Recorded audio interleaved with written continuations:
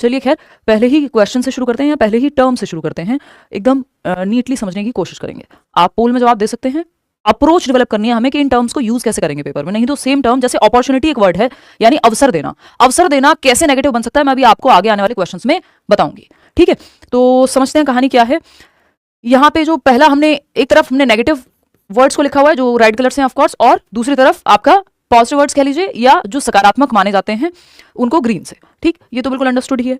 तो पहला जो टर्म हम डिस्कस कर रहे हैं वो है स्टैंडर्डाइज्ड या स्टैंडर्डाइजेशन, या फिर इसी को आप यूनिफॉर्म इंस्ट्रक्शन भी आपको लिखा हुआ मिल सकता है ना। तो ये एकदम नेगेटिव है। स्टैंडर्डाइज्ड इंस्ट्रक्शन लिखा हो, स्टैंडर्डाइज्ड असेसमेंट लिखा हो, स्टैंडर्डाइज्ड करिकुलम लिखा हो, यानी मानकीकृत चाहे आकलन हो, मानकीकृत चाहे आपका किसकी हम बात करें, इंस्ट्रक्शन यानी अनुदेशन हो, निर्देशन हो, चाहे पाठ्यचर्या हो।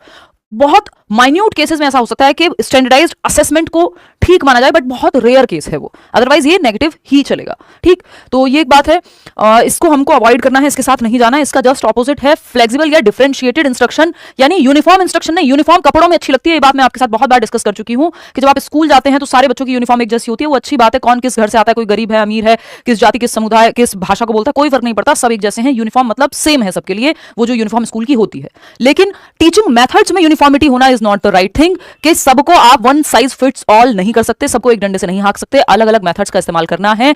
कुछ बच्चे होंगे जो मुश्किल लगती होंगी, उनको चीजें थोड़ा स्लो सीखते होंगे, उनके लिए अलग मेथड डिफिकल्टी का, दूसरे बच्चे जो जल्दी सीख जाते हैं उनके लिए अलग। तो डिफरेंशिएटेड होनी चाहिए इंस्ट्रक्शन, ना कि स्टैंडर्ड होनी चाहिए। या फिर स्टैंडर्ड का मतलब भी ये सुनने में अच्छा लगता है कि मानकीकृत, बट स्टैंडर्डाइजेशन में इंडिविजुअल डिफरेंसेस, व्यक्तिगत विविधताएं, कि एक बच्चा जो धीमे सीखता है, दूसरा बच्चा जिसका इंटरेस्ट किसी और चीज में है, तीसरा बच्चा कोई और भाषा बोलता है, तो व्यक्तिगत विभिन्नताओं का ध्यान नहीं रखा जाता। जहां भी स्टैंडर्डाइजेशन या यूनिफॉर्मिटी की बात आ जाती है, वहां सबको हम एक ही रूप से देखते हैं, जबकि सारे बच्चे एक जैसे नहीं हो सकते, नहीं तो रोबोट्स हो जाएंगे। ठीक है ना। तो हमको फ्लेक्सिबिलिटी, और क्योंकि स्टैंडर्डाइजेशन या यूनिफॉर्मिटी किस तरफ लेके जाती है हमें, ये लेके जाती है हमें रिजिडिटी की तरफ, जिसको हम कहते हैं ठोस होना या जिसमें लचीलापन ना हो। हमें जाना है फ्लेक्सिबिलिटी की तरफ। फ्लेक्सिबिलिटी है डिफरेंशिएटेड इंस्ट्रक्शन में, यानी विभेदी अनुदेशन में। क्वेश्चन कर लेते हैं तो आप बेहतर समझ पाएंगे इस चीज को। क्वेश्चन पढ़िएगा, what should be the pedagogical strategies in a classroom with diverse learners. क्योंकि बच्चे की क्लासरूम कैसी होगी, डाइवर्स होगी, यानी ऐसी कक्षा होगी जहां विविध शिक्षार्थी हैं, मल्टीपल तरह के बच्चे हैं, है ना। एक बच्चा है जो एक भाषा बोलता है, दूसरा बच्चा है जो किसी अलग जाति समुदाय से आ सकता है, तीसरा बच्चा है जो वंचित समूह से भी आ रहा होगा। तो हर तरह के बच्चे हैं, डाइवर्सिटी है, विविधता है क्लास में, सब एक जैसे नहीं है। तो कौन सा मेथड या पेडागोजिकल स्ट्रेटजी, बात वही है, पेडागोजिकल स्ट्रेटजी मतलब शैक्षणिक रणनीति बेहतर होगी ऐसी क्लास में जहां विविधता वाले बच्चे हैं। सारे बच्चे वैसे भी सेम नहीं होंगे। रीजनेबल एकोमोडेशन, यानी आपको क्या करना है, उचित समावेशन करना है। एकोमोडेशन बहुत ही प्यारा शब्द है कि आपको एकोमोडेट कर लेना है, एक तरह से इंक्लूड कर लेना है या चेंज कर लेना है अपने मेथड में या स्ट्रेटजीज में। बात तो सही लग रही है। स्टैंडर्डाइज्ड असेसमेंट, मानकीकृत मूल्यांकन, अलग अलग तरह के बच्चे हैं तो एक ही मेथड से मूल्यांकन क्यों करेंगे, स्टैंडर्डाइज्ड असेसमेंट क्यों करेंगे, नहीं करना है। डीकॉन्टेक्चुअलाइज्ड करिकुलम, ये तो एक तो संदर्भीकरण बहुत जरूरी है। डीकॉन्टेक्चुअलाइजेशन का मतलब है कि आप जीवन से नहीं जोड़ रहे हैं, ये अपने आप में एक टर्म है जिसको हम नेगेटिव मानते हैं, आगे डिस्कस करेंगे। फ्लेक्सिबिलिटी इन अप्रोच, फ्लेक्सिबिलिटी लिखा होता तो सही है, ये लिखा है इनफ्लेक्सिबिलिटी, यानी अनम्यता या फिर रिजिडिटी एक तरह से, यानी अप्रोच में या मेथड में कोई परिवर्तन है ही नहीं। तो परिवर्तन या डिफरेंशिएटेड इंस्ट्रक्शन जहां हम देख रहे हैं, यानी विभेदी अनुदेशन के जैसी जरूरत हो, नीड के आधार पे आप इंस्ट्रक्शन या मेथड को चेंज करिए। ये है रीजनेबल एकोमोडेशन में, यानी उचित समावेशन हम हर बच्चे का कर पाए। फ्लेक्सिबिलिटी हो, उचित समावेशन या रीजनेबल एकोमोडेशन में क्या है, फ्लेक्सिबली आप, यानी लचीलापन है, आपके मेथड्स चेंज करते हैं आप आवश्यकता के अनुसार। तो ये एक बात हो गई, क्लियर है होपफुली ये बात। तो हमको ये चीज ध्यान रखनी है कि स्टैंडर्डाइज्ड या मानकीकृत इंस्ट्रक्शन जो है, या यूनिफॉर्म इंस्ट्रक्शन या असेसमेंट करिकुलम, इनको अवॉइड करके फ्लेक्सिबिलिटी या डिफरेंशिएटेड इंस्ट्रक्शन की तरफ जाना है, जहां डिफरेंट इंस्ट्रक्शन के मेथड हो। आते हैं नेक्स्ट क्वेश्चन पे और नेक्स्ट टर्म पे। नेक्स्ट टर्म क्या कहता है भाई, हम 18-20 के करीब ये टर्म्स करेंगे और लगभग जितनी भी इंपॉर्टेंट पेडागोजिकल बातें हैं वो इसमें आ जाएंगी। ठीक है, तो ओनली या फिर सेग्रीगेशन, जहां पे हमें ओनली ऑप्शन की तरफ लेकर के जाए, किसी एक ही तरफ झुका के रखा हुआ है पूरे क्वेश्चन को, पूरी बात को। ओनली या फिर सेग्रीगेशन, यानी ओनली में जनरली सेग्रीगेशन होता ही है, अलगाव होता ही है कि आप एक तरफ ले जाते हैं, कुछ बच्चों को अलग कर दिया है ना, या कुछ ही बच्चों के लिए कुछ स्पेशल करना क्लास में, वो गलत है। वहीं पॉजिटिव टर्म क्या हो जाएगा, इंक्लूसिविटी, यानी इंक्लूजन यानी समावेशन, हर बच्चे को आप समावेशित करके चल रहे हैं, चाहे वो किसी भी भाषा से आता हो, समुदाय से आता हो, पढ़ने में बहुत अच्छा गिफ्टेड हो, चाहे वो एवरेज हो। ठीक, अब क्या है यहाँ पे क्वेश्चन नंबर 2 क्या कहता है, देख लेते हैं। असर्शन है, यानी अभिकथन है आपका, जैसे पूछे जाते हैं, only special children benefit from inclusive education. Inclusive education 5 number का टॉपिक है। समावेशी शिक्षा से सिर्फ फायदा जो है स्पेशल बच्चों का होता है, जिनकी स्पेशल नीड्स हैं, चिल्ड्रन विद स्पेशल नीड्स, यानी किसी को कोई लर्निंग डिसेबिलिटी है, कोई आपकी ऑडिटरी प्रॉब्लम है, या चलने फिरने से संबंधित कोई लोकोमोटर डिसेबिलिटी है, उन्हीं को फायदा होता है। नहीं, इंक्लूसिव का मतलब यह एजुकेशन फॉर ऑल, तो सिर्फ नहीं, यहाँ पे विशेष बच्चे ही लाभान्वित होते हैं। जो ही लिखा हुआ है या ओनली लिखा हुआ है, क्लासरूम सबके लिए है, ओनली के लिए नहीं है कि सिर्फ 2 बच्चों के लिए है। ठीक, तो ये फॉल्स हो जाएगा। ओनली अपने आप में ही नेगेटिव है। रीजन क्या है? The concept of inclusive education is based on the philosophy of addressing only learners with some impairment. Again same बात कह दी इन्होंने कि जिन बच्चों को कोई भी एक दिव्यांगता है, डिसेबिलिटी है, उन्हीं के लिए है। नहीं, एजुकेशन फॉर ऑल है, इंक्लूसिविटी तो दोनों ही क्या है? नेगेटिव ही है। तो बोथ फॉल्स हो जाएंगे यहाँ पे, simple, both A and R false. आगे बढ़ेंगे तो हमको समावेशन की तरफ जाना है, ना कि अलगाव की तरफ। इसी से एक और शब्द निकल के आता है सोशल एक्सक्लूजन, जिसका जस्ट ऑपोजिट होगा इंक्लूजन, जो कि पॉजिटिव है। एक्सक्लूजन या अलग थलग करना, समाज से एक तरह से बहिष्कृत करना या अलग करना। एक ग्रुप आपने बच्चे का अलग बना दिया, वो बच्चे जो बहुत अच्छे हैं उनको अलग बिठा दिया, बाकी बच्चों को अलग बिठा दिया, ये काम हमें नहीं करना है, ये नेगेटिव टर्म है एक। सोशल एक्सक्लूजन नहीं, इंक्लूजन चाहिए हमको, यानी ग्रुप में या बच्चे जितने भी क्लास में हैं उन सबको एक साथ लेकर के चलना है, समावेशन करना है, ना कि सेक्लूजन करना है या एक्सक्लूजन करना है। ये सारे वर्ड्स, सेग्रीगेशन हुआ, सोशल एक्सक्लूजन हुआ, ये आपका सेक्लूजन हुआ, ये नेगेटिव शब्द हैं। ठीक, तो क्वेश्चन है to cater to students from disadvantaged background teachers should practice, यानी अलग अलग जो बच्चे हैं वो आ रहे हैं, और बात हो रही है अलाभान्वित परिपेक्ष से आ रहे हैं बच्चे, यानी बच्चे जो हैं वो वंचित पृष्ठभूमि से आ रहे हैं, यानी वंचित हैं किसी भी आधार पे। हो सकता है समाज में उनको उस तरह से एक्सेप्टेंस ना मिली हो सकता है आर्थिक रूप से कमजोर हो सकता है कोई डिसेबिलिटी हो, इस आधार पे समाज ने अलग रखा हो। तो डिसएडवांटेज बच्चे को क्या करेंगे हम? सोशल एक्सक्लूजन करेंगे? नहीं, सामाजिक बहिष्कार नहीं करना है हमको, क्या करना है? समावेशन करना है। सोशल मार्जिनलाइजेशन, अगेन वही नेगेटिव वर्ड हो गया कि आपने हाशिए पर रख दिया और उनको अलग थलग कर दिया। स्टैंडर्डाइज्ड करिकुलम अभी पढ़ा ही था कि ये नेगेटिव है, सबके लिए सेम नहीं होगा, मेथड, सिलेबस, सब कुछ उसमें चेंजेस या हर एक बच्चे के लेवल के हिसाब से हो, अलग अलग बच्चों के हिसाब से। ऐसा नहीं है कि आपका सिलेबस हर बच्चे के लिए अलग होता है, बट सिलेबस में हर बच्चे की नीड को ऑलरेडी समाहित करके वो बनाया जाता है। ठीक, डिफरेंशिएटेड करिकुलम में तो सारी ही एक्टिविटीज आ जाती हैं। तो अगर एक बच्चा है जो व्हील चेयर पे, तो उसको भी आप किसी जो भी गेम खिला रहे हैं तो उसको भी इन्वॉल्व कर सकें, ऐसा नहीं है कि सबके लिए सेम मेथड। तो डिफरेंशिएटेड इंस्ट्रक्शन यहाँ अपनाई जाएगी। वो बच्चा जो हाशिए पर है, डिसएडवांटेज ग्रुप से आता है या कोई भी डिसेबिलिटी है, क्योंकि इंक्लूड हमको सबको करना है, क्लास में इंक्लूजन चाहिए, ना कि सोशल एक्सक्लूजन। तो विभेदी अनुदेशन यानी वेरिंग लेवल ऑफ डिफिकल्टी पे पढ़ा पाना, अलग अलग प्रकार के बच्चे हैं, अलग अलग तरह से सिखा पाएं। एक और इंपॉर्टेंट टर्म होता है इंक्लूजन से संबंधित, आईईपी कहते हैं, जिसको मैं रिवाइज करा देती हूँ, इंडिविजुअलाइज्ड एजुकेशन प्लान, व्यक्तिगत शैक्षिक परियोजना या पाठ योजना, जिसमें आप स्पेशल बच्चों की नीड को ध्यान में रखते हुए, इंडिविजुअल नीड को ध्यान में रखते हुए अलग अलग लेसन प्लानिंग बनाते हैं या प्लान करते हैं। आते हैं आगे, रिजिडिटी, ये तो बहुत ही कॉमन है, जमानों भर से आ ही रहा है कि रिजिड नहीं होना है आपको अपनी अप्रोच में, यानी अनम्य नहीं होना है, ठोस नहीं होना है, जिसमें कोई परिवर्तन संभव ना हो, फ्लेक्सिबल होना है। तो जहां रिजिडिटी लिखा हो उससे दूर भाग जाना है। अप्रोच कैसी रखनी है? लचीलापन रख रहे हैं अप्रोच में, जहां मेथड में जरूरत हो चेंज की, जहां एनवायरमेंट में जरूरत हो चेंज कर देना है ना। फ्लेक्सिबिलिटी होनी चाहिए, एक तरीका काम नहीं कर रहा दूसरा तरीका अपनाएंगे। रिजिडिटी है बस एक ही ढंग है और उसमें भी बदलाव की गुंजाइश ही नहीं है, ठीक है ना, तो वो नहीं होना चाहिए। समझते हैं कहानी क्या है। क्वेश्चन है typical identifying characteristics of creative children include. देखिए, क्रिएटिविटी है मतलब कुछ नया करना, और नया करना रिजिडिटी से बिल्कुल दूर है। अगर आप एक ही तरीके पर अटके हैं तो नया कभी नहीं कर पाएंगे। ठीक, तो रचनात्मक बच्चों की विशिष्ट पहचान विशेषताओं में शामिल है। जो रचनात्मक बच्चे हैं उनकी क्या विशेषताएं होती हैं ये पहचानना है क्रिएटिव बच्चों की। रिजिडिटी होगी आइडियाज में, अगर रिजिड होंगे एक ही तरह से सोचेंगे तो नए आइडियाज आएंगे नहीं, तो ऐसा तो संभव नहीं है। फिर आता है हाई टॉलरेंस फॉर बोर्डम, यानी बोर्डम के लिए उनमें बहुत सहिष्णुता होती है, यानी बोर हो सकते हैं वो, तो फिर कुछ नया सोचेंगे कि नहीं सोचेंगे। कोई कह रहा वीडियो रुक रहा है, यहां से तो ठीक चल रहा है भाई। फ्लेक्सिबिलिटी इन थॉट, हाँ फ्लेक्सिबिलिटी होगी उनके थॉट में। कन्वर्जेंट थिंकिंग नहीं, कन्वर्जेंट थिंकिंग इंटेलिजेंस से जुड़ी हुई है, लास्ट क्लास में हमने डिस्कस किया था, वो जो 100 क्वेश्चन जब किए थे याद कीजिए आप, है ना। हमको ओपन एंडेड थॉट चाहिए, दिशाओं में सोच पाए। फ्लेक्सिबिलिटी जो है एक, हाई टॉलरेंस फॉर बोर्डम नहीं, अगर ये बोर होते रहेंगे तो फिर तो कुछ नया प्लान ही नहीं करेंगे। तो विचारों में लचीलापन ज्यादा बेहतर है बाकी ऑप्शंस के मुकाबले। तो रिजिडिटी नहीं, लचीलापन चाहिए, मल्टीपल तरह की सोच, डाइवर्जेंट थिंकिंग, दिशाओं में सोच पाना, open ended thought, out of the box thinking, brainstorming, ये सबसे जुड़ा हुआ है आपका क्रिएटिविटी, रिजिड होने से नहीं।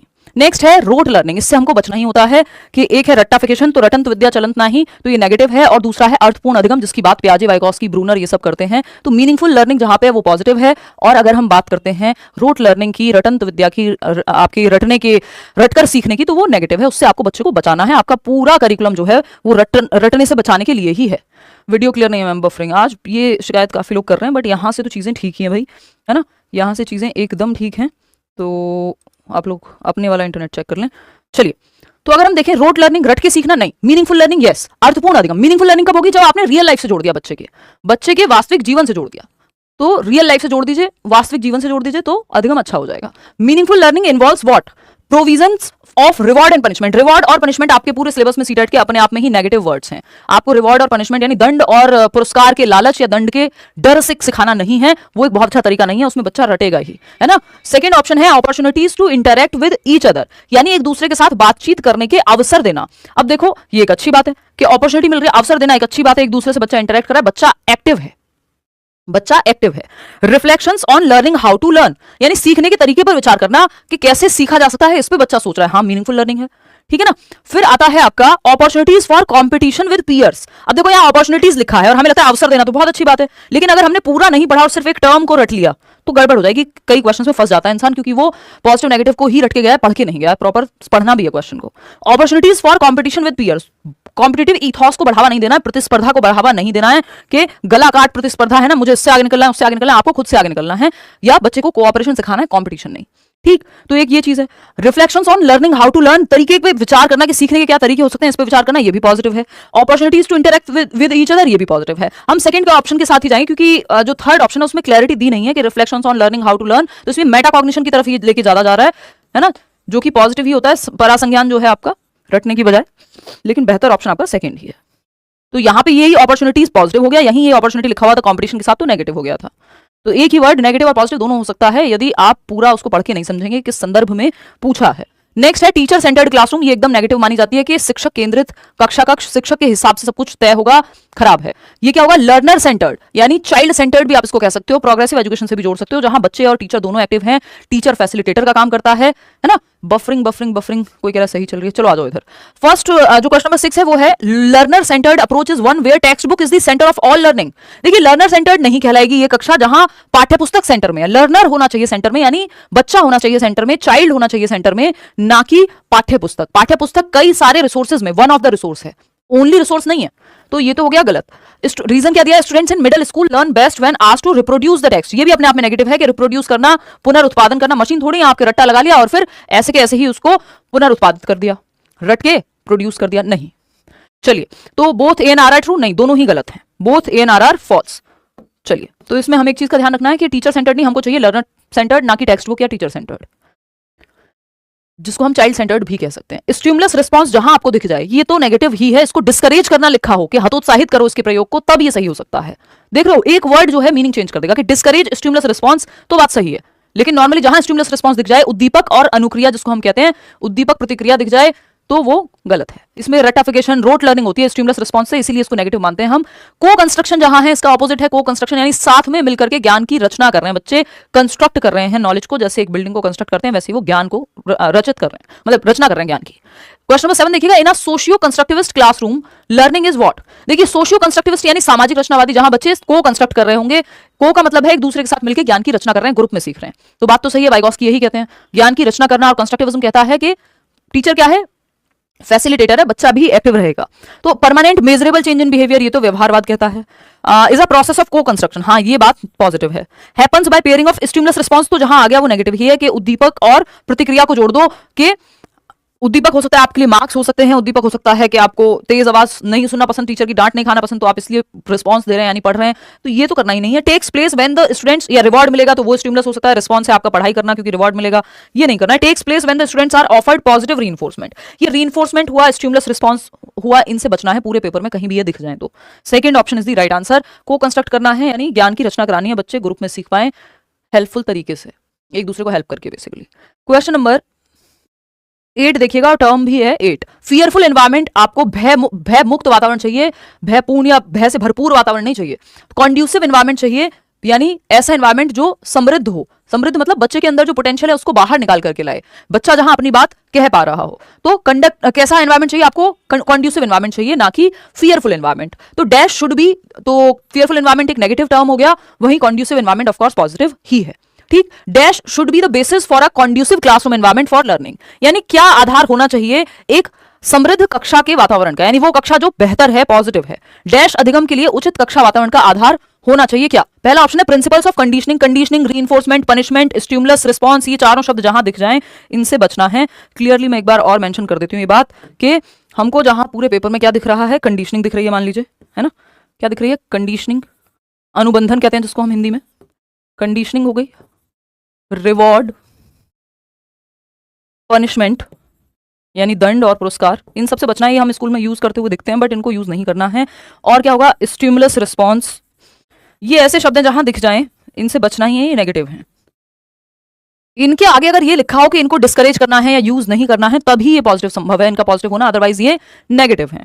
ठीक, तो कोऑपरेशन, कंपटीशन अगेन नेगेटिव ही है। कोऑपरेशन चाहिए हमको, इंडिविजुअलिज्म नहीं, यहाँ पे हमको कोलैबोरेशन चाहिए, यानी सहयोग और सहकारात्मकता के साथ बच्चे सीख रहे हैं, एक दूसरे की मदद करके। सेग्रीगेट नहीं करना है, बच्चे पे ठप्पा नहीं लगाना, लेबल करना अपने आप में नेगेटिव है, एक्सक्लूजन में ही आ जाएगा, जो हमने अभी शुरुआत में पढ़ा था। तो एनवायरमेंट फियरफुल नहीं होना चाहिए, भय मुक्त होना चाहिए, कॉन्ड्यूसिव होना चाहिए, फ्रेंडली होना चाहिए। देखिएगा नेक्स्ट, ये तो आप जानते ही हैं कि एक्सट्रिंसिक मोटिवेशन को हम नेगेटिव देखते हैं, यानी बच्चे में अगर आपको अभिप्रेरणा या मोटिवेशन भरनी ही है। मोटिवेशन क्या एक प्रक्रिया है जिसके माध्यम से आप किसी काम को शुरू करते हैं, आप मोटिवेटेड होंगे, अच्छा सीटेट करना ही है, तो किसी काम को आप शुरू करते हैं, फिर बनाए रखते हैं और फिर अचीव करते हैं उस उद्देश्य को। ये सारी प्रक्रिया मोटिवेशन में आती है। मोटिवेशन दो प्रकार की होती है, एक्सट्रिंसिक और इंट्रिंसिक। एक्सट्रिंसिक को हम बहुत पॉजिटिव नहीं मानते, हमें बच्चे में आंतरिक अभिप्रेरणा भरनी है, इंटरनल मोटिवेशन भी कह सकते हो आप इसको, इंट्रिंसिक मोटिवेशन। तो ये बेहतर है, क्यों? क्योंकि इसका रीजन अंदर है। ये क्यूरियोसिटी हो सकता है कि जिज्ञासा के लिए बच्चा सीख रहा है, learning for the sake of learning, Joy of learning के लिए सीख रहा है, एंजॉय करता है किसी चीज को, जैसे गिटार बजाना, पढ़ना, किसी चीज को जानना, तो वो इंटरनल है। तो इंटरनल मोटिवेशन जागृत करना पॉजिटिव बात है, इंट्रिंसिक मोटिवेशन जहां है वो पॉजिटिव है, एक्सट्रिंसिक मोटिवेशन या एक्सटर्नल मोटिवेशन नेगेटिव टर्म है। क्वेश्चन है, intrinsic motivation amongst students can be increased by, आंतरिक अभिप्रेरणा को बढ़ाएंगे कैसे?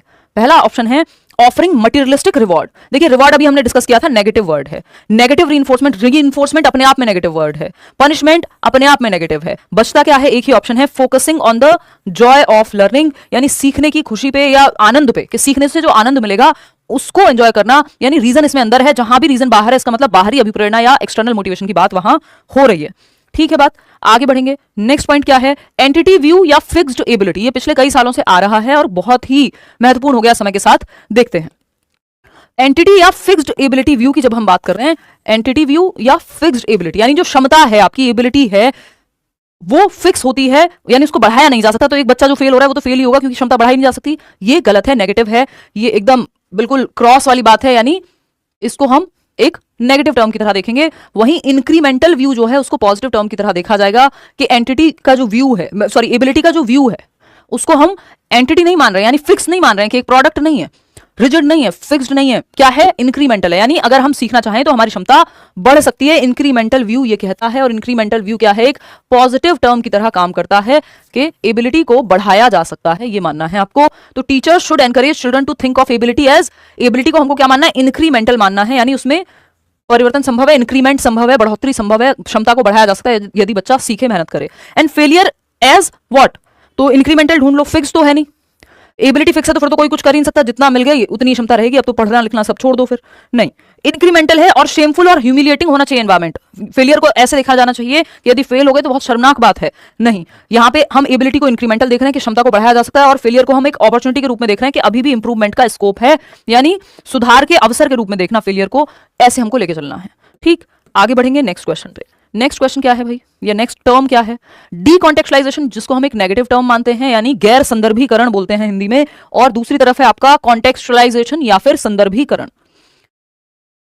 कॉन्टेक्चुअलाइजेशन या संदर्भीकरण, यानी संदर्भ से, जीवन से जोड़ दो, बच्चे की लाइफ से कनेक्ट कर दो। जिस भी चीज को आप पढ़ा रहे हैं तो एक परिभाषा को भी आप जैसे ही उदाहरण से जोड़ देते हैं, संदर्भ से जोड़ देते हैं, तो वो समझ में आने लगती है। वहीं डीकॉन्टेक्चुअलाइजेशन, जैसे ही कॉन्टेक्स्ट से सामने ये डी लग जाए मतलब नेगेटिव हो गया टर्म, यानी आप जीवन से नहीं जोड़ रहे हैं, रटवा रहे हैं, रोट लर्निंग की तरफ ले जाएगा। तो dash would be a contributing factor for children's academic failure. बच्चे फेल होते हैं, असफल होने की या विफल होने के लिए कौन सा एक ऑप्शन जिम्मेदार है? कि उनको पढ़ाया नहीं जा रहा मीनिंगफुल तरीके से, या गैर संदर्भीकरण हो रहा है, सिर्फ रटवाया जा रहा है, तो ये एक फैक्टर हो सकता है। कोलैबोरेटिव लर्निंग तो पॉजिटिव टर्म है, कि सब साथ में मिलकर ग्रुप में सीख रहे हैं। इंक्लूसिव क्लासरूम पॉजिटिव है। डीकॉन्टेक्चुअलाइज्ड करिकुलम, यानी संदर्भ में नहीं हम पढ़ा रहे, जो आपका करिकुलम है, पाठ्यचर्या है, जो भी एक्टिविटीज हो रही हैं, वो बच्चे के संदर्भ से, उसके जीवन से नहीं जोड़ पा रही है, उसका कोई संदर्भ नहीं है, बस रटवाया जा रहा है। तो ये कारण हो सकता है बच्चे के फेलियर का, कि उसको समझ में नहीं आ रही चीजें। मीनिंगफुल लर्निंग तो पॉजिटिव है, तो third option is the right answer. आगे बढ़ेंगे। नेक्स्ट 12th टर्म है आपका स्टैंडर्डाइज्ड, और दूसरी तरफ है कल्चरली रिस्पॉन्सिव। अब स्टैंडर्डाइज्ड को कई तरीकों से इस्तेमाल किया जा सकता है, एक एक करके देख लेते हैं। टीजीटी का एग्जाम होगा कब, कुछ भी नहीं कह सकते इन एग्जाम्स को लेके अभी, देखिएगा। तो स्टैंडर्डाइज्ड यानी मानकीकृत, तो ये नेगेटिव ही है हर जगह पे अगर आप देखेंगे। कल्चरली रिस्पॉन्सिव की अगर हम बात करें तो ये अभी नया टर्म है, कुछ साल से ही, मतलब पिछले 1-2 बार से ही यूज करने लगे हैं पेपर में।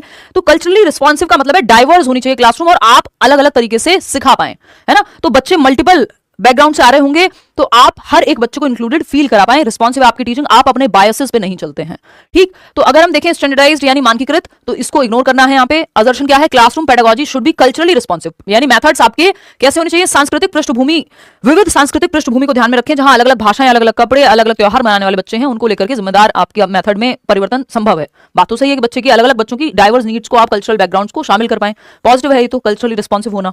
Equity in classroom can be ensured only through, देखो एक तो ये ओनली आ जाए जहां, और स्टैंडर्डाइज्ड करिकुलम, दोनों ही नेगेटिव है भाई, आपको डिफरेंशिएटेड करिकुलम या मल्टीपल वेज फ्लेक्सिबल करिकुलम अपनाना पड़ेगा। तो A is true but R is false. Culturally responsive में मल्टीपल वेज अपनाने पड़ेंगे, ना कि एक ही तरीका या एक ही मेथड से आप सबको पढ़ाएंगे। नेक्स्ट टर्म है आपका इक्विटी और इक्वालिटी, जिसको हम पॉजिटिव मानते हैं। समता, इसमें पैरिटी भी लिख सकते हैं, समता या बराबरी। और वहीं अगर हम बात बायस की कर रहे हैं, यानी कि अगर हम बात पक्षपात की कर रहे हैं, तो ये नेगेटिव है, क्योंकि इसमें इनइक्वालिटी शामिल होती है। किसी भी एक तरफ आप झुके हुए हैं तभी बायस कहा जा रहा है आपको कि आप बायस्ड हैं किसी भी एक तरफ। वहीं इक्विटी और इक्वालिटी की जब हम बात कर रहे हैं, तो इक्विटी है समता, यानी नीड के अकॉर्डिंग समझना या एटलीस्ट बराबरी रख पाना जहां जरूरत हो। ठीक, तो स्टेटमेंट है teachers should constantly examine their own attitudes and biases while working with children. ये बहुत इंपॉर्टेंट है कि शिक्षकों को बच्चों के साथ काम करते समय लगातार अपने स्वयं के दृष्टिकोण और पूर्वाग्रह, वो पूर्वाग्रह आपके स्टीरियोटाइप भी हो सकते हैं कुछ, या आप किसी एक तरफ झुके हुए हैं ऐसा हो सकता है ना, कि आपको किसी जाति संप्रदाय या एक बच्चा है जो अच्छा दिखता है इसलिए आपको वो पसंद है ना, प्यार से बोलता है तो इसलिए पसंद है, बाकी बच्चे नहीं पसंद है। आपको अपने बायसेस को भी चेक करना होगा, या एक अच्छी भाषा बोलता है तो आप उसके साथ उसको ज्यादा प्रेफरेंस दे रहे हैं, तो ये देखना पड़ेगा टीचर को खुद के बारे में भी। बात तो सही है या नहीं है, बिल्कुल सही है। रीजन क्या है इसका, the process of problem solving is hindered by functional fixedness. ये बात भी अपने आप में एक टर्म है, फंक्शनल फिक्सनेस, कि आप समस्या समाधान नहीं निकाल पाएंगे यदि आप एक ही तरीके पे अटक गए, किसी चीज के एक ही सॉल्यूशन पे अटक गए। तो बात तो सही है, लेकिन ये दो अलग बातें चल रही हैं यहाँ पे, है ना। तो both A and R are true, but R is not the correct explanation of A, third option. ठीक, आगे बढ़ेंगे नेक्स्ट टर्म पे।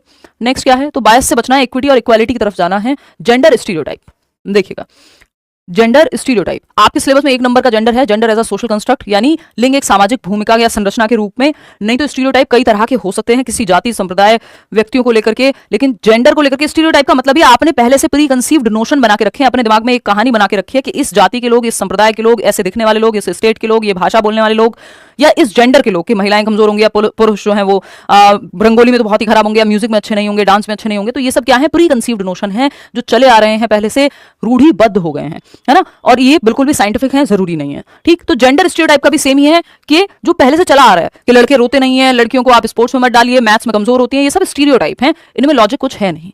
ठीक, तो जेंडर स्टीरियोटाइप की जब हम बात करें तो ये नेगेटिव है, आपको इससे बचना है। जेंडर इक्विटी की तरफ लेके जाना है, यानी समता की तरफ लेके जाना है, नीड के अकॉर्डिंग। नीड के अकॉर्डिंग आपको बच्चों को डील करना है, ना कि जेंडर के अकॉर्डिंग। और यहाँ पे इक्वालिटी, यानी आपको अवसर समान देने हैं, जहां जरूरत पड़े आप बढ़ावा दे सकते हैं किसी एक जेंडर को, वो इक्विटी है, यानी नीड के अनुसार। कि जैसे रिजर्वेशन हम गवर्नमेंट जॉब में बिहार में अगर लड़कियों को मिल रहा है तो वो इक्विटी है ना। अगर दिल्ली गवर्नमेंट, अब तो मुझे पता नहीं क्या चल रहा है, बट जब इन्होंने बस में फ्री किया था या मेट्रो में फ्री किया ट्रेन का टिकट फीमेल्स के लिए, तो वो भी इक्विटी से आता है कहीं ना कहीं। ठीक, या मेट्रो में जो दिल्ली मेट्रो है, वहां एक जो पहला डब्बा है आपका वो आरक्षित है महिलाओं के लिए, यदि यानी रिजर्व्ड है, तो वो भी इक्विटी पे आधारित है, नीड पे आधारित है, क्योंकि उनके साथ छेड़छाड़ और बहुत सारे मामले होते हैं, और भी बायोलॉजिकल चीजें भी हैं। तो सेक्स क्या है, एक बायोलॉजिकल कंस्ट्रक्ट है, वहीं जेंडर एक सोशल कंस्ट्रक्ट है, ये हम जानते हैं।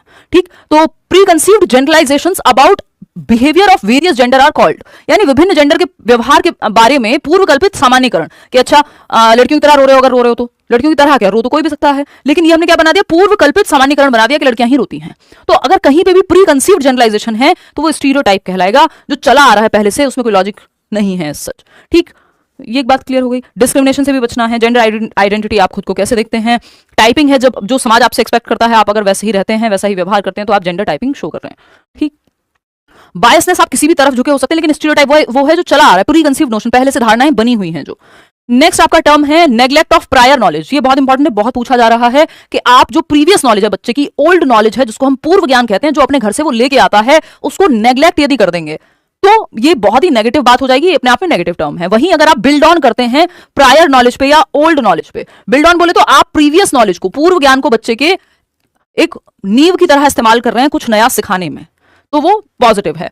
तो बिल्ड ऑन करना है आपको, जो नींव है उसके ऊपर इमारत बनानी है, ना कि ऐसा करना है कि नींव है ही नहीं या नींव को ध्यान में ही नहीं रखना है और फिर आप इमारत बनाने का सोच रहे हैं। नेग्लेक्ट नहीं करेंगे जो प्रीवियस नॉलेज बच्चा अपना पूर्व ज्ञान जो भी वो घर से लेके आता है, क्योंकि बच्चा कोई खाली बर्तन नहीं है, ब्लैंक स्लेट नहीं है। ठीक, अगर हम देखें learners feel engaged and actively involved in process of learning when, यानी शिक्षार्थी अधिगम प्रक्रिया में व्यस्त और सक्रिय रूप से शामिल कब होते हैं? When their prior knowledge is discarded and neglected. यही तो नेगेटिव है कि आप प्रायर नॉलेज या पूर्व ज्ञान को बच्चे के डिस्कार्ड कर दे रहे हैं, विंडो से बाहर ही फेंक दे रहे हैं कि इसका कोई काम नहीं है, या नेग्लेक्ट कर दे रहे हैं, पृथक कर दे रहे हैं कि अच्छा जो भी तुम पहले से आता है तुम्हें वो किसी काम का नहीं है, उसको इग्नोर करो, कुछ नया ही बात कर रहे हैं। जबकि बच्चे के पूर्व ज्ञान को, चाहे वो उसकी भाषा हो, चाहे जो भी वो जिस भी बैकग्राउंड से आ रहा हो, वो सब कुछ ना कुछ तो वो सीख के ही आया है, क्योंकि 6 साल में यदि पहली कक्षा में भी आया है तो वो एक्सपीरियंसेस तो लेके आया होगा। तो आपको उस पर बिल्ड ऑन करना है, ना कि नेग्लेक्ट करना है। ठीक है ना बात। और नेक्स्ट है दिव्या रोरिया कह रही हैं खान सर, मैं वो न्यूज़ देख नहीं पाई हूँ, बट ये बड़ी दुर्भाग्यपूर्ण बात है कि मतलब खान सर के अरेस्ट को लेके मैंने वैसे हेडलाइन देखी है बट मैं प्रॉपर नहीं देख पाई हूँ। देखो नेक्स्ट है activities are related to their context, यानी गतिविधियां उनके संदर्भ से संबंधित होती है, क्योंकि क्लास थी अभी, गतिविधियां उनके संदर्भ से संबंधित होती है, यानी activities are related to the context, यानी जो एक्टिविटीज है वो संदर्भ से, यानी जीवन से जोड़ करके, एक सिचुएशन से जोड़ करके आप सिखाइए। चलो ठीक है। Focus on learning is repetition and memorisation, रटना जहां पे आ जाएगा ये रटन विद्या से संबंधित है कि बार बार ड्रिल, रेपिटेशन, मेमोराइजेशन ये नेगेटिव वर्ड है। Socio emotional needs of learners are ignored, ना तो इग्नोर करेंगे आप बच्चे की नीड्स को, ना ही उनको नेग्लेक्ट करेंगे, ना उसकी पूर्व ज्ञान को, ना उसकी नीड को, ना बच्चे के इमोशंस को। तो ये तो गलत ही हो जाएगा। बस सेकंड ऑप्शन ही सही है यहाँ पे कि activities are related to their context, यानी गतिविधियों को जब बच्चे के संदर्भ से, उसके जीवन से जोड़ देंगे तो वो सही हो जाएगा। ओल्ड नॉलेज इंपॉर्टेंट है बच्चे की, नया ज्ञान प्रीवियस नॉलेज पे ही बिल्ड करना है। फिर आता है 1 नंबर का टॉपिक आपका जो हर बार आता ही है, और एक टर्म जिसको हम ध्यान में यहाँ रखेंगे, रॉन्ग कॉन्सेप्शंस। बच्चे की अवधारणाओं को, कॉन्सेप्ट से बना है कॉन्सेप्शंस, तो जो कॉन्सेप्ट्स हैं बच्चे के उनको रॉन्ग ना कह के, कई बार होता है कि वो जिसको हम कहते हैं कि अल्टरनेटिव कॉन्सेप्शंस की अगर हम बात कर रहे हैं, ऑल्टरनेटिव कहते हैं या नाइव कॉन्सेप्शन कहते हैं, हम रॉन्ग कॉन्सेप्शन नहीं कहते हैं। रॉन्ग का मतलब है कि बच्चे ने गलत अवधारणाएं बना ली, जबकि बच्चे ने अपने अनुभव के आधार पे सहज रूप से इंट्यूशन के बेस पे क्या बनाई है, अपने कुछ कॉन्सेप्ट बनाए कि उसको लगता है पानी का रंग तो हरा होता है क्योंकि उसने तालाब में तो पानी हरे रंग का देखा था। लेकिन साइंटिफिकली ये बात सही नहीं है तो ये रॉन्ग, लेकिन इसको रॉन्ग कहते नहीं है हम, क्योंकि बच्चे ने अपने अनुभव के आधार पर बनाया है। तो हम इसको नाइव कॉन्सेप्शन कहते हैं या ऑल्टरनेटिव कॉन्सेप्शन कहते हैं कि ये ऑल्टरनेट तरीका है सोचने का, ये एक दूसरा तरीका है जैसे वो अपने अनुभव के आधार पर देखता है। जैसे वो क्वेश्चन आता है कि एक बच्चा है, उसको लगता है कि जो दूध है वो मदर डेयरी से या मिल्क बूथ से आता है क्योंकि उसके अनुभव पे आधारित है। ये बात साइंटिफिकली ऑफकोर्स ट्रू नहीं है, लॉजिकली ट्रू नहीं है, बट वो उसको उसके अनुभव के आधार पर। तो ऑल्टरनेटिव कॉन्सेप्शंस या मिसकॉन्सेप्शंस या नाइव कॉन्सेप्शंस कहते हैं इनको, ना कि रॉन्ग कॉन्सेप्शन कहते हैं, है ना। तो रॉन्ग कॉन्सेप्शन कहना अपने आप में एक नेगेटिव टर्म है। नाइव कॉन्सेप्शन यानी उसके अनुभव पे, अभी उसको उतना ही अनुभव है, उस हिसाब से उसने बताया है। मिसकॉन्सेप्शन कह सकते हो, है ना, कि ये जो है अभी अवधारणाएं जो है वो लॉजिकली या साइंटिफिकली सही नहीं है, या फिर आप ऑल्टरनेटिव कॉन्सेप्शन कह सकते हो। और इनको डिस्कशन के थ्रू ठीक कराया जा सकता है, डिस्कशन, डिबेट, ये सब अच्छा ही होता है। ऑल्टरनेटिव कॉन्सेप्शन या वैकल्पिक अवधारणाएं, तो ये ठीक है, बच्चे अपने अनुभव के आधार पर बनाता है, इनको रॉन्ग ना कह के इनका डिस्कशन करा करके हम ठीक करा देते हैं। इसमें कोई बात नहीं है, नेचुरल है, नॉर्मल है। तो असर्शन क्या है, teachers should give lot of opportunities to children for experimentation and discuss examples and non examples. ये जो मिसकॉन्सेप्शंस या फिर नाइव कॉन्सेप्शंस हैं, ये एग्जांपल और नॉन एग्जांपल देकर के बहुत अच्छे से डील किए जा सकते हैं। एग्जांपल होते हैं जो डायरेक्टली उदाहरण है किसी चीज का, है ना, कि मैंने आपको कोयल का उदाहरण दिया और कहा कि वो एक बर्ड है। कोयल क्या है, एक बर्ड है, यानी एक पक्षी है, तो ये हो गया उदाहरण पक्षी का। लेकिन जब मैं आपको कह रही हूं कि हेलीकॉप्टर जो है वो एक बर्ड नहीं है, तो ये नॉन एग्जांपल हो गया जो क्लियर कर रहा है कि क्या बर्ड नहीं होता। तो नॉन एग्जांपल इनडायरेक्टली क्लियर करता है कॉन्सेप्ट को। तो एग्जांपल यानी उदाहरण और गैर उदाहरण दोनों ही जरूरी होते हैं अधिगम के लिए। इतनी बात सही है। और मिसकॉन्सेप्शन इससे क्लियर होते हैं क्योंकि आप डायरेक्ट एग्जांपल दे रहे हैं, फिर आपने एग्जांपल दिया, अच्छा हरे रंग का पानी देखा, पानी तो फिर पानी का आपने ग्लास लाया और उसमें अलग अलग रंग मिला, अलग अलग कलर हो गए। तो एग्जांपल और नॉन एग्जांपल जब आप दोनों देते हैं तो मिसकॉन्सेप्शन क्लियर होते हैं बच्चे की, ठीक है ना। तो ये बात क्लियर है। देखिए, तो ये बात तो सही है कि आपको एग्जांपल और नॉन एग्जांपल, एग्जांपल वो जो डायरेक्टली किसी कॉन्सेप्ट को क्लियर करें, नॉन एग्जांपल जो उसके अराउंड आपको क्लैरिटी और दें, किसी टॉपिक को समझने में क्लैरिटी दें। रीजन क्या है, a constructive way of dealing with misconceptions in children is to provide counter examples. हाँ ठीक है कि आप अगर जैसे विपरीत उदाहरण अभी आपने दिए, डिस्कस किया कि अच्छा ये फिर तो पानी के रंग कई तरह के हो सकते हैं, डिस्कशन, डिबेट, ये सब होगा, बात सही है, फर्स्ट ऑप्शन सही हो जाएगा। आगे बढ़ेंगे तो रॉन्ग कॉन्सेप्शन ना कह के ऑल्टरनेटिव कह रहे हैं हम।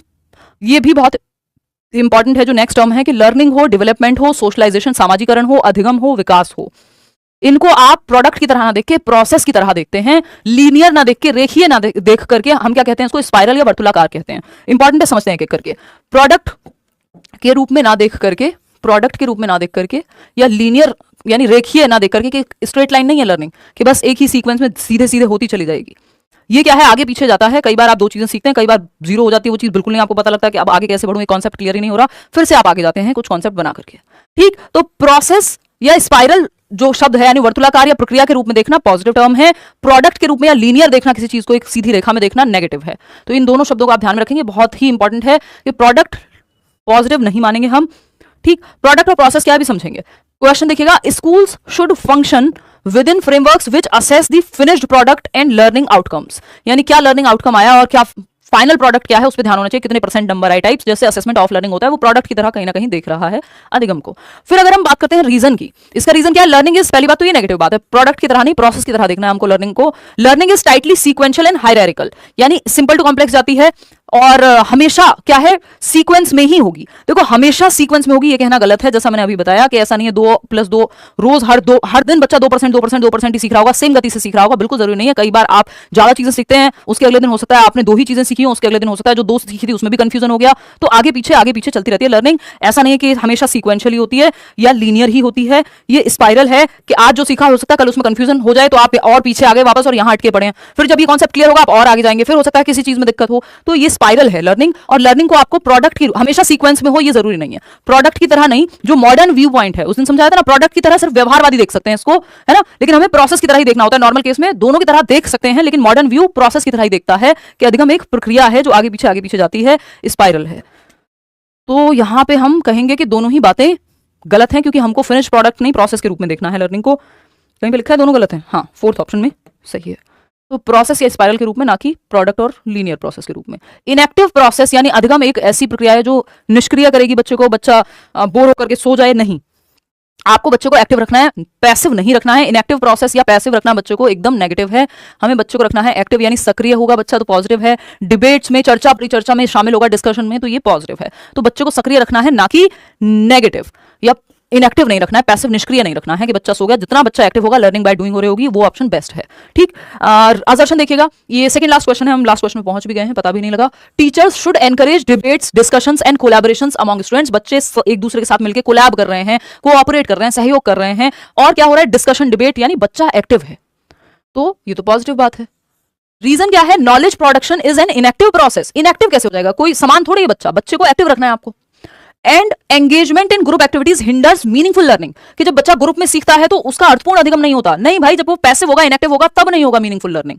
तो ये तो गलत हो गया, ए सही है, तो A is true but R is false. तो आपको बच्चों को पैसिव नहीं रखना, एक तो इनएक्टिव नहीं रखना। लर्निंग एक एक्टिव प्रोसेस है, सोशल प्रोसेस है, जिसमें ग्रुप में बच्चा सीखेगा तो अच्छा रहेगा, डिस्कशन डिबेट के माध्यम से सीखेगा बेहतर रहेगा।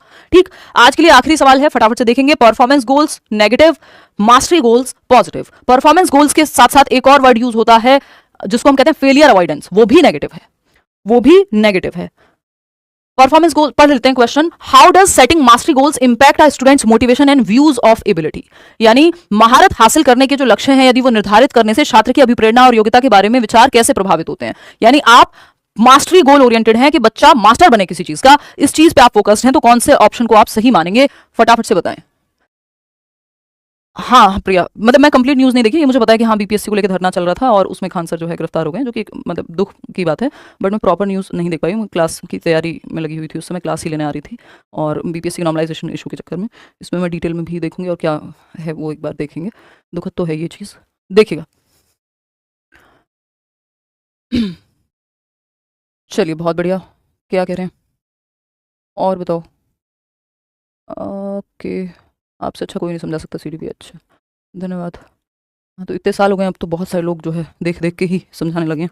लेट्स लर्न सही। देखिए, तो अगर हम बात करें परफॉर्मेंस गोल्स, यानी जिसको हम कह रहे हैं लक्ष्य निर्धारित, अब यहां देखना है how does setting mastery goals impact our students motivation and views of ability, यानी आप एबिलिटी को कैसे देखते हैं ये निर्धारित होगा मास्टरी गोल से। मास्टरी गोल में क्या है, आपको यह है कि आपको हर एक चीज का मास्टर बनना है, सब कुछ जानना है, सीख सकते हैं आप। तो मास्टरी गोल्स कैसे देखेंगे, एबिलिटी व्यू को इंक्रीमेंटल के रूप में, कि आपको हर चीज सीख लेनी है, जैसे वो रणछोड़ दास रेंचो था किसमें, 3 इडियट्स मूवी में, तो ये एबिलिटी को इंक्रीमेंटल देखेंगे। और मास्टरी ओरिएंटेशन से क्या आएगी, इंटरनल मोटिवेशन आएगी, क्योंकि आपका रीजन बाहर नहीं है सीखने का, आंतरिक अभिप्रेरणा अपने आप आ जाएगी। जब आपको नंबर के लिए नहीं पढ़ रहे हैं, आपको सारे टॉपिक आने चाहिए, मजा आता है आपको सीखने में, तो इंटरनल मोटिवेशन बढ़ेगी और इंक्रीमेंटल देखेगी, ये एबिलिटी का जो व्यू है वो आपका इंक्रीमेंटल होगा। वहीं बाकी दोनों में एंटिटी व्यू है एक तरह से, या फिर एबिलिटी को ये लोग, हाँ एंटिटी व्यू है, और दूसरा एक्सटर्नल मोटिवेशन है कि या तो नंबर के लिए पढ़ रहे हैं या फेल ना हो जाए इसलिए पढ़ रहे हैं, तो एक्सटर्नल हो गई मोटिवेशन क्योंकि रीजन बाहर है। If it often implies enhanced intrinsic motivation and belief in the entity view of ability. Entity view, अगर एंटिटी व्यू का मतलब फिक्स्ड मान लिया आपने, और फिक्स्ड नहीं फ्लेक्सिबल मानना है आपको चीजों को, यही हम पूरे सेशन में डिस्कस करते हुए आ रहे हैं। एंटिटी व्यू मतलब एबिलिटी फिक्स है, अब आपके नंबर बढ़ के नहीं आ सकते क्योंकि क्षमता तो बढ़ाई नहीं जा सकती, क्षमता तो फिक्स होती है। तो फिर अगर ये मान लिया आपने, तो मास्टरी ओरिएंटेशन में ऐसा नहीं होता, फिर आप मास्टर कैसे बनेंगे किसी चीज के, यदि आपने ये मान लिया है तो कि आप सीख नहीं सकते, फिक्स है जितना आता है। It often employs enhanced intrinsic motivation, यही बात हम अभी कर रहे थे, आंतरिक अभिप्रेरणा बढ़ेगी क्योंकि आपको मजा आएगा सीखने में, क्योंकि सीखने के लिए सीख रहे हैं आप, learning for the sake of learning. And belief in the incremental view of ability, यही बात अभी हमने की। It often implies enhanced extrinsic, नहीं मास्टरी ओरिएंटेशन में रीजन बाहर नहीं है, वो रेंचो को डिग्री भी नहीं मिली थी, कुछ नहीं मिला था, लेकिन वो सीख रहा था, तो इसमें एक्सटर्नल नहीं है, रीजन इंटरनल है क्योंकि उसको सीखने में मजा आ रहा था। It often implies enhanced extrinsic motivation and belief in the incremental view, external नहीं है मोटिवेशन, इसमें इंटरनल होगी क्योंकि आप नंबर के लिए नहीं पढ़ रहे हैं, आप जॉय ऑफ लर्निंग के लिए पढ़ रहे हैं, आपको चीजें जाननी है इसलिए पढ़ रहे हैं। बात सही है। तो सेकंड ऑप्शन यहाँ बेस्ट है कि आपको इंक्रीमेंटल व्यू को बढ़ाना है, और कैसे बढ़ाएंगे, मास्टरी ओरिएंटेशन से, और एनहेंस्ड मोटिवेशन होगी क्योंकि इंक्रीमेंटल व्यू की तरह आप देख रहे हैं एबिलिटी को, यानी बढ़ाया जा सकता है क्षमता को यदि पढ़ाया जाए, मतलब पढ़ा जाए या सीखा जाए तो परफॉर्मेंस गोल्स रखना नेगेटिव हो गया, मास्टरी गोल्स रखना पॉजिटिव है। ठीक, अब ये अचीवमेंट ओरिएंटेशन के अंदर आता है, ये 3 प्रकार के होते हैं, जहां से आप देख सकते हैं ये क्वेश्चंस आपके आज के लिए इतने ही हुए हैं, 19 में से कितने ठीक हुए वो आप बता दीजिएगा कमेंट में। बट ये टर्म्स जो हैं, एक बार ये पीडीएफ भी मैं इसका शेयर कर दूंगी टेलीग्राम चैनल पे, तो एक बार इसको 2-4 बार देख जरूर लीजिएगा कि कैसे ये प्रयोग हुए हैं, और इंपॉर्टेंट टर्म्स हैं जो सबसे ज्यादा पूछे जाते हैं रिपीटेडली, नहीं तो टर्म्स तो कितने भी निकाल सकते हैं हम लोग, पेपर में समय कम है तो लिमिटेड और इंपॉर्टेंट चीजें कर रहे हैं। अचीवमेंट गोल ओरिएंटेशन देख लेते हैं, यानी आपका गोल का ओरिएंटेशन कहां है, सेंटर कहां है किसी चीज को करने का, केंद्र क्या है, रीजन क्या है, वाई क्या है बेसिकली। ठीक, तो इसमें 3 प्रकार के होते हैं ये ओरिएंटेशन। निपुणता उन्मुखीकरण यानी मास्टरी ओरिएंटेशन, जो इंटरनल मोटिवेशन को बढ़ावा देगा, और इंक्रीमेंटल व्यू यानी क्षमता को बढ़ाया जा सकता है इस व्यू पॉइंट से देखता है। ठीक, मास्टरी ओरिएंटेशन रेंचो का एग्जांपल ये बहुत बार दे चुकी हूं मैं, 3 इडियट मूवी से उठा लीजिए आप, इसमें क्या है, मास्टर बनना था सब कुछ, वो एक्सेलेंस के पीछे भागो सक्सेस अपने आप पीछे आएगी टाइप्स, तो मास्टरी ओरिएंटेशन में रीजन बाहर नहीं है, इंटरनल मोटिवेशन है। फेलियर अवॉइडेंस में ये राजू रस्तोगी था, रोता रहता था बेचारा, बहुत दुखी था कि बस फेल ना हो जाऊं किसी तरह से, 90 नंबर आ जाए सीटेट में, मतलब राजू के नहीं आपके। परफॉर्मेंस अप्रोच है ये चतुर जो था, जो चमत्कार को बलात्कार और पता नहीं क्या क्या बोल रहा था, मतलब रट्टाफिकेशन, बिल्कुल रोट लर्निंग पे आधारित था, तो इसको बस फर्स्ट आना है, कुछ भी करके नंबर आ जाए, ये भी एक नेगेटिव तरीका है, इसीलिए इसको हम नेगेटिव टर्म कह रहे हैं। फेलियर अवॉइडेंस भी नेगेटिव ही है कि आप फेलियर से बचने के लिए, यानी रीजन बाहर है, एक्सटर्नल मोटिवेशन है इन दोनों ही केसेस में, कि फेलियर का डर है कि डांट पड़ेगी, शादी हो जाएगी, इसलिए आप पढ़ रहे हैं। कई लोगों के लिए चीजें भी काम करती हैं, बट अगर हम बात करें परफॉर्मेंस अप्रोच की, तो रट के आए कैसे भी आए नंबर आने चाहिए, ये परफॉर्मेंस अप्रोच है। यहाँ पे एक्सटर्नल बाहरी अभिप्रेरणा काम करती है, और यहां अगर हम बात करें मास्टरी ओरिएंटेशन की, तो यहां इंटरनल मोटिवेशन काम करती है और इंक्रीमेंटल व्यू काम करता है कि आपकी क्षमता बढ़ सकती है। इस करा दो, देख लेती हूं मैं, आंसर देख लो या कुछ तो कह रहा है कोई, हो सकता है, 1 मिनट देखते हैं। Okay, teachers should encourage debates, discussions and collaborations among students, बात सही है, पॉजिटिव बात है ना, कि इनएक्टिव नहीं है, लर्निंग क्या है, एक्टिव प्रक्रिया है, लर्निंग क्या है, एक एक्टिव प्रक्रिया है, ये बात तो सही है, पॉजिटिव है ये बात, क्या है, पॉजिटिव है। रीजन क्या है, knowledge production is an inactive process, नहीं नॉलेज प्रोडक्शन एक्टिव प्रोसेस है, ग्रुप में सीखना प्रॉब्लम नहीं बनेगा, तो A is true but R is false, हो सकता है मैंने ये फ्लो में गलत मतलब कुछ और आंसर लगा दिया हो, तो ए तो सही है बट आर सही नहीं है, इसमें करेक्ट कर लेना। ठीक, चलिए आज के लिए इतना ही, thank you so much, bye bye, टाटा, टेक केयर, मंडे मिलते हैं, है ना, ऑल द बेस्ट। थोड़ा बहुत डर लगना यार लाजमी है, मंडे को निकलेगा ये डर, क्योंकि अगर सीडीपी आप अच्छे से कर लेते हैं, हिंदी इंग्लिश पेडागोजी में भी आपको मदद मिलती है, इंग्लिश पैसेज करा देना, इंग्लिश पैसेज, कुछ mock test, complete Hindi pedagogy, complete English pedagogy, ये कराना बाकी है, तो मैराथन की बात करेंगे वो। ठीक, चलिए टेक केयर। अब मॉक टेस्ट में बहुत ज्यादा परेशान मत होइए, कितने नंबर आ रहे हैं कितने आ रहे हैं, जितना हो सके पढ़िए, रिवाइज करिए, अब समय उतना नहीं है कि आप मॉक टेस्ट के भरोसे बैठे रहें, अच्छा आ रहा है स्कोर तो आप खूब लगाइए मॉक टेस्ट, OMR भी प्रैक्टिस करते रहना, मैंने टेलीग्राम पे दे दी थी, शेयर कर दी थी, बट अगर आपको लग रहा है बहुत अच्छा स्कोर नहीं कर पा रहे हैं, चुपचाप से पढ़िए, अब मॉक टेस्ट सीधा वहीं लगाइएगा, क्योंकि अब समय बचा नहीं है ना। चलिए टेक केयर, बाय बाय, ढंग से पढ़ लीजिए, बाय।